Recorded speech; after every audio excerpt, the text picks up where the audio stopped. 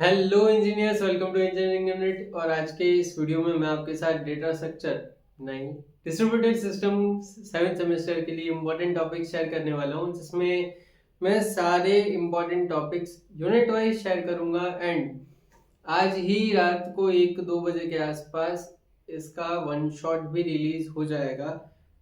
अब one shot की बात रही तो वन शॉट मैं एक साथ पूरा वन शॉट नहीं दे पा रहा हूँ रेंडरिंग प्रोसेस में। एंड बहुत बड़ा वीडियो हो जाता है एंड वीडियो की साइज 36-37 GB के ऊपर चली जाती है एंड उसको अपलोड कर पाना मेरे लिए मुश्किल हो जाता है। तो मैं दो दो यूनिट्स में इस सारे वन शॉट्स को समराइज करके दो दो यूनिट पर वीडियो इस तरीके से आपको मिलता रहेगा। तो आज रात को 2 बजे पहला एंड दूसरा यूनिट की सारे इंपॉर्टेंट टॉपिक्स एक साथ आपको मिल जाएंगे। तो चलो स्टार्ट करते हैं। इंपॉर्टेंट टॉपिक्स है क्या क्या, पहले वो मैं आपको बता देता हूँ कि अगर आपको खुद को अपने तरीके से करने की इच्छा हो तो ये काम आप कर सको। डिस्ट्रीब्यूटेड सिस्टम एंड सबसे पहला है fundamental of distributed system. Basic definition, उसका गोल क्या है, एडवांटेजेस क्या है, डिसएडवांटेज क्या है, डिस्ट्रीब्यूटेड सिस्टम क्यों आया इस दुनिया में, इसके ऊपर 7, 4, 3 हर एक प्रकार के मार्क्स का क्वेश्चन पूछा जाता है। तो ये आपके लिए बेस है। फ्रीक्वेंसी 8 है, 8 पेपर में ये आपको पूछी गई चीज है। सो ये सारा का सारा मैं एक साथ पढ़ाऊंगा। Then there is design issues in distributed system. जब डिस्ट्रीब्यूटेड सिस्टम बनाया जाता है तो उसके बहुत सारे डिजाइन इश्यूज होते हैं, क्योंकि बहुत सारे नोड्स को इंटर कम्युनिकेशन में रहने देते हैं। वो लेक्चर की बात है। हाँ, तो design issues in distributed system 5 बार पूछा गया टॉपिक है, 7 मार्क्स में आता है जनरली। इस बार भी 7 मार्क्स में आने के बहुत ज़्यादा चांस बढ़ जाते हैं। अगर 4 मार्क्स में भी आता है तो यू शुड नो कि आपको क्या क्या स्पेसिफाई करना है। तो 7 मार्क्स वाला क्वेश्चन हम अटेम्प्ट करेंगे। फिर ट्रांसपेरेंसी। ट्रांसपेरेंसी आपने पढ़ा ही होगा CNS नाम के सब्जेक्ट में। सेम चीज़ है बट डिस्ट्रीब्यूटेड सिस्टम के लिए। एंड ये भी आपको 7-7 मार्क्स में पूछा गया है। ये टॉपिक भी मैं कवर करने वाला हूँ। टाइप्स ऑफ डिस्ट्रीब्यूटेड सिस्टम भी मैं कवर करूंगा, जबकि ये बहुत कम बार पूछा गया है, उतना ज़्यादा इम्पोर्टेंट नहीं है। But it's a one shot जिसके अंदर आई फील कि मुझे सब कुछ दे देना चाहिए, तो मैं आपको सब कुछ करवाऊंगा। Comparison network OS and distributed OS के बीच में, ये चीज़ आपके काम की नहीं है, ना आपको इस बार पूछे जाने वाली है। तो लेट इट बी। अब चलते हैं यूनिट 2 की तरफ। Basic architecture, processes and communication क्या क्या होती है इसके अंदर, उसका एक बहुत अच्छे अच्छे क्वेश्चन इसमें पूछे जाते हैं। तो सबसे पहला टॉपिक है सिस्टम आर्किटेक्चर, जिसमें क्लाइंट सर्वर आर्किटेक्चर पूछा जाता है, object based architecture, data centre architecture and event based architecture के बारे में बात की जाती है। एंड ये 7-7 मार्क्स के टॉपिक में पूछा जाता है कि different style of distributed system बताओ, टाइप्स ऑफ सिस्टम आर्किटेक्चर बताओ, लेयर्ड आर्किटेक्चर क्या होता है ये बताओ। This will be covered. आराम से आपको ये सब कुछ पढ़ाया जाएगा। कोड माइग्रेशन क्या है एंड हेटेरोजेनस सिस्टम में कोड माइग्रेशन के इश्यूज क्या क्या बन सकते हैं, ये क्वेश्चन बहुत ज़्यादा इंपॉर्टेंट है, बहुत बार पूछा गया है। 7-7 मार्क्स में ये क्वेश्चन आता ही है, तो ये भी कर लेना, ये इम्पोर्टेंट है। रिमोट प्रोसीजर कॉल भी इम्पोर्टेंट है, ये हर बार पूछा जाता है, पता नहीं क्यों। ये इसका पार्ट फील भी नहीं होता बट ये पूछा जाता है। स्पेशली RMI एंड RPC के बीच में डिफरेंस। RMI और डिफरेंस मैं इस वीडियो में नहीं इंक्लूड कर पाऊंगा, दैट्स वाई मैं सिर्फ RPC क्या है, उसके इम्प्लीमेंटेशन का मैकेनिज्म क्या है, सबसे बड़ा क्वेश्चन जो पूछा जाता है 7 मार्क्स में, वही मैं कराऊंगा। जैसे कि ये हो गया discuss the design issues of RPC, वो भी 7 मार्क्स का है। डिस्कस RPC एंड RMI, ये दोनों 7 मार्क्स में पूछा गया है बट हम RPC कवर कर देंगे। वर्चुअलाइजेशन एक बहुत बेसिक इम्पॉर्टेंट टॉपिक है। एडवांटेजेस, डिसएडवांटेजेस, वर्चुअलाइजेशन की डेफिनेशन, ब्रीफली नोट बता दो। इस तरीके के क्वेश्चन पूछे जाते हैं एंड 3-3 मार्क्स का क्वेश्चन है, but this will be covered. ये इम्पोर्टेंट टॉपिक है इसलिए। मैसेज ओरिएंटेड कम्युनिकेशन में रहने देते हैं, नो नीड। फिर है मल्टीकास्टिंग क्या होता है एंड मल्टीकास्टिंग की कैरेक्टरिस्टिक्स क्या होती है। ये इंपॉर्टेंट टॉपिक है, बट मैं वन शॉट में इसको कवर नहीं करूँगा। देन सारे जो हैं टॉपिक्स वो उतने इम्पोर्टेंट नहीं है। तो let's move to the third. देखो, ये सब इम्पोर्टेंट इसलिए नहीं है क्योंकि मल्टीकास्टिंग आपने कहीं ना कहीं पढ़ा ही होगा।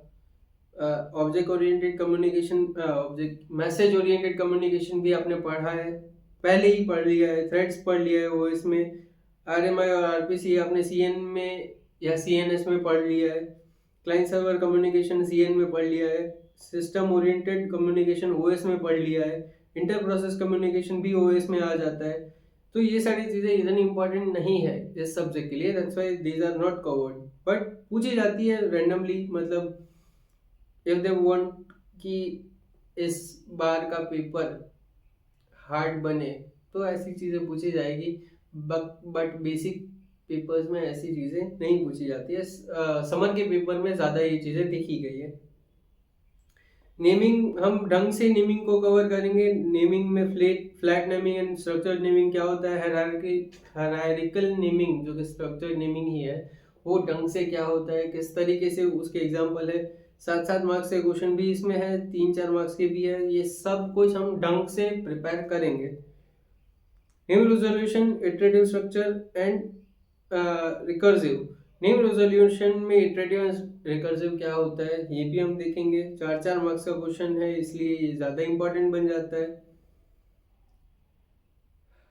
Name, identifier and addresses, let it be. Naming system हम पूरा कवर करने वाले हैं। नेम स्पेस क्या है, नेम सर्वर क्या है, गुड नेमिंग सिस्टम क्या होता है, उसके फीचर्स क्या होते हैं।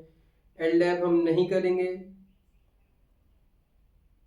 एंड छोड़ो, अब आ गया सिंक्रोनाइजेशन, कि इतने सारे जब नोड्स एक साथ काम कर रहे हैं तो उनको एक साथ सिंक्रोनाइज कैसे किया जाता है, एक साथ वो एक ही रिदम में काम कैसे कर सकते हैं, ये उस पर बेस्ड है। इसमें है election algorithm. General election algorithm क्या होता है, बुली उसका एक पार्ट है, वो क्या होता है, रिंग एल्गोरिदम क्या कहना चाहता है। 7-7 मार्क्स के क्वेश्चन है, विद एग्जांपल आपको एक्सप्लेन करना होगा कि ये सब कुछ है क्या। रिंग हो गया, बुली हो गया, बुली इलेक्शन एल्गोरिदम, ये सब कुछ आपको पूछा जाता है एंड 7 मार्क्स आते हैं। एंड इट्स इतना ज़्यादा इसमें, मतलब वो क्या, it's like 6 minutes of topic. 6 minute का टॉपिक है, 6 मिनट में आपको 7 मार्क्स मिलते हैं, that's more than enough. Logical clock में लैम्पोर्ट्स क्लॉक क्या है, सबसे ज़्यादा लैम्पोर्ट पे ही क्वेश्चन है, तो हम लैम्पोर्ट ही करेंगे। एंड क्लॉक सिंक्रोनाइजेशन क्या है वो करेंगे। वेक्टर क्लॉक एक ही बार पूछा गया है, इसलिए मैं वेक्टर क्लॉक को इसमें इंक्लूड नहीं करूँगा।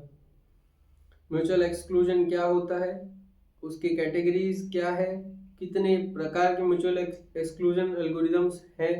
7-7 मार्क्स के क्वेश्चन है, ब्रीफली अच्छे से आपको समझाया जाएगा ये सब कुछ। देन क्लॉक सिंक्रोनाइजेशन के जनरल इश्यूज क्या है एंड बर्कली एल्गोरिदम क्या कहना चाहता है। सिंपल, हैपन बिफोर रिलेशन क्या है, बर्कली एल्गोरिदम में ही इसका यूज होता है एंड ये भी कवर हो जाएगा। सिंक्रोनाइजेशन ये भी कवर हो जाएगा।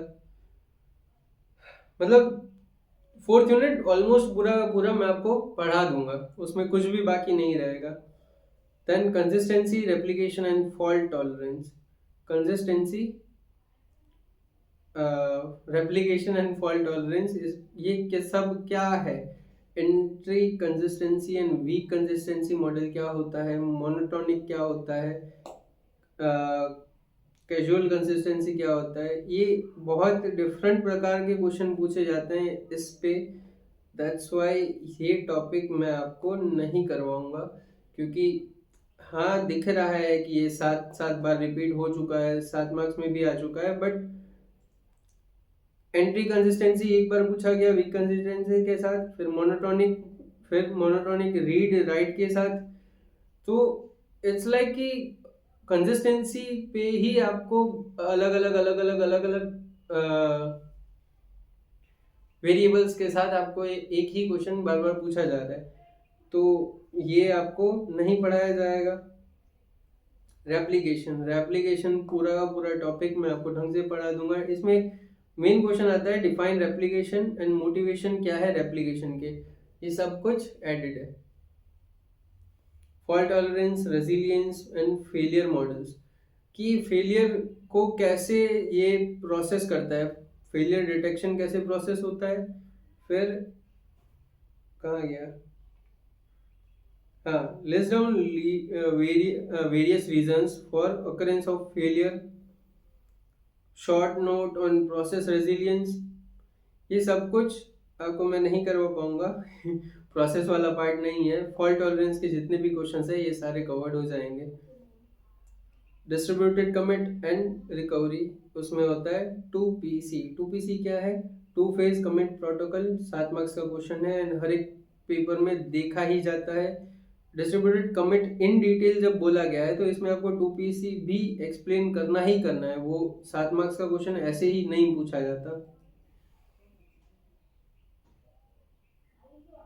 ठीक है, बेजेंटाइन मैं नहीं करवा पाऊंगा, रेबल ग्रुप नहीं करवा पाऊंगा, reliable group communication, load distribution नहीं करवा पाऊंगा।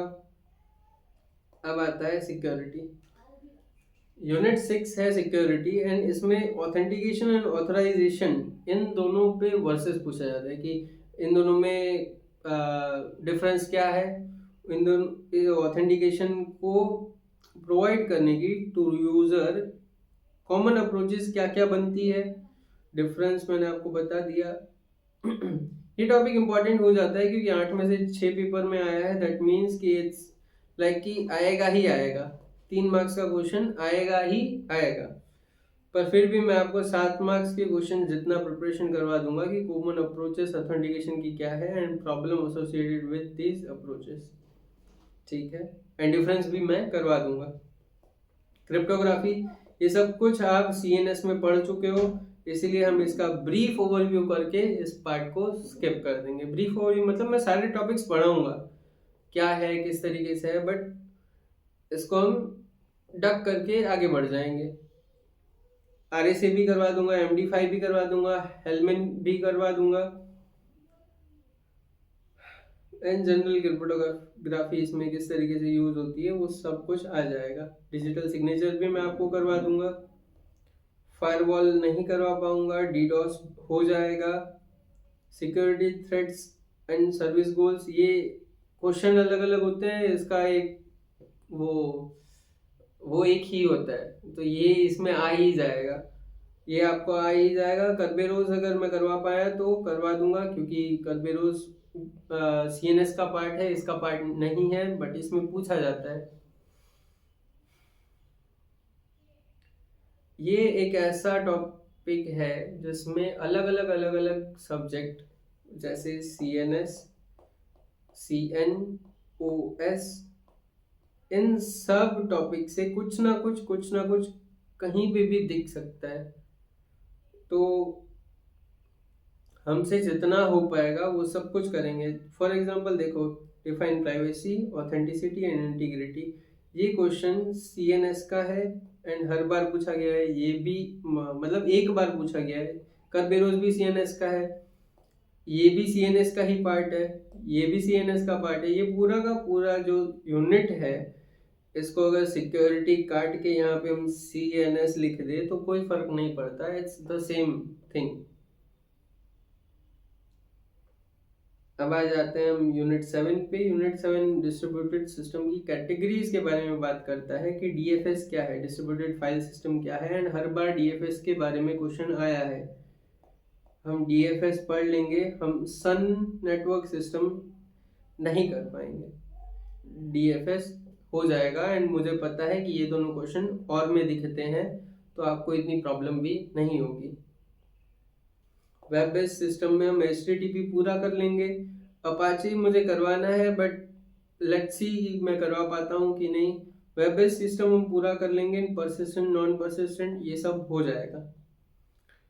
Distributed object based system and Korba, ये हमारा लास्ट टॉपिक रहेगा। एंड इस तरीके से ये सब कुछ ख़त्म कर देंगे हम। इम्पोर्टेंट टॉपिक की लिस्ट आपको एग्ज़ाम के एक दिन पहले मिल ही जाएगी, जैसे कि मैं आपको वादा करता हूँ। हाँ, तो अगर आप चाहते हो कि ये वीडियो आपके लिए आए ही, तो आई रिक्वेस्ट कि मेरी थोड़ी सी सहायता करो, इस चैनल को थोड़ा ग्रो करवाने में हेल्प करो। एंड सारे वीडियोस आप थॉरोली देखो, क्योंकि इट्स नॉट अबाउट कि मैं आपको टॉपिक बता रहा हूँ। टॉपिक बताना इज नॉट बड़ी कोई बात नहीं है, बट उस क्वेश्चन को लिखना पेपर में किस तरीके से है, वो जो आपको बताया जाता है, वो इम्पोर्टेंट बात है। That's most important for you, क्योंकि आपके पास नॉलेज है, बट उसको रिप्रेजेंट कैसे करना है ये आपको नहीं अभी ध्यान, तो मतलब नहीं बनता है इतना, राइट। आप शायद मेरी बातों को फील कर पा रहे हो कि आप पेपर देने गए हो, आप बहुत पढ़ के गए हो, सब कुछ पढ़ के गए हो, एंड अचानक से एक क्वेश्चन आता है, and that question is like कि एक बेसिक सा टॉपिक HTTP ले लो, एंड वो आपको पूछता है कि ब्रीफली HTTP को एक्सप्लेन करो, एंड वो क्वेश्चन 7 मार्क्स का हो जाता है।